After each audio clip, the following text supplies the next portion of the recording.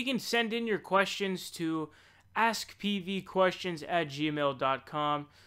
Jonathan Varela sent in a question. Now, he prefaces this question by saying, "My name is Johnny. I'm a progressive viewer that lives in Chicago. Got a question for you. It's more of a subjective one that I'm curious about, so I'd love to see a segment about it. First, just want to say I like your content. The fact you're so young and generate meaningful content is awesome. I'm a 24-year-old PhD student, and I would be way too much of an ass clown to think of doing a political dialogue at your age. So kudos to you and congrats on your recent surge in subscribers. Signing on to your Patreon now, by the way. So thank you very much for all the compliments. I do really appreciate that. Now, here's his question, and it has to do with Ben Shapiro, so it's probably going to be interesting for you guys. He says, as I'm sure you know, Ben Shapiro tends to win all of his arguments by tactics that are typically not based around the merits of his ideas. Rather, his retorts in his Ben Shapiro Destroys Blank videos are often him using argumentative wit as a lawyer to point out logical fallacies in his opponent's arguments. This allows him to construct strawmen rather easily, which you've gone into in a couple segments. Obviously, I'm not saying that Shapiro is correct, but saying that he is effective at framing his answer based on subpar asking of the question. My question is, if you were in the audience at one of his conservative circle jerks and went up for the Q&A portion, what question would you ask him, and how exactly would you frame it so that you could limit his smarmy, strawman-filled response? Since you're so eloquent and well-informed in his comparison to a random person at one of his events, I'd be curious to see what subject you'd ask and how you'd frame it, because seeing Shapiro squirm is legitimately my favorite thing. Now, he also goes on to say he has a channel called The Lone Chemist. You can check it out if you like. Now, this question is an interesting one, and I'm going to give an answer that's probably not expected.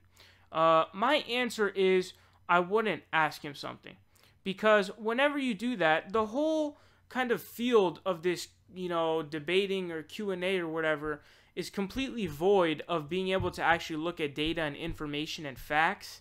And this is, part of the reason why Potholder54 wanted to do basically a public forum debate where you have time to actually look at data and compare data.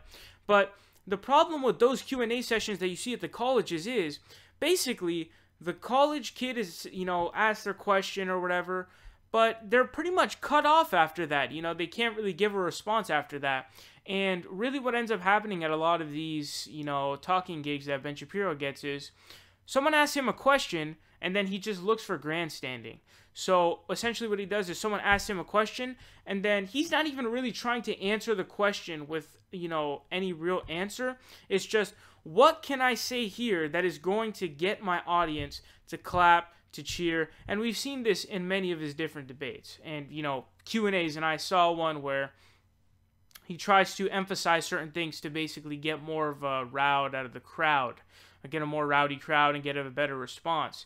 So, when you see my videos, they're looking at, the videos are looking at data and is going based off of facts.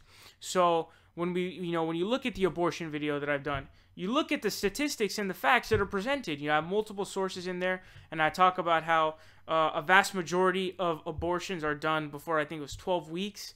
And, when it comes to taxes, we talk about, okay, what was the economic growth like at this time? What was the marginal tax rate at this time?